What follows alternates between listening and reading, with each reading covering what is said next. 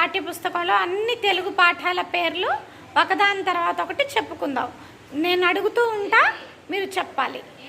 1వ పాఠం, ఫస్ట్ పాఠం ఏంటిది? 2, 3, 4, 5, 6, 7, 8, 9, 10, 11, 12,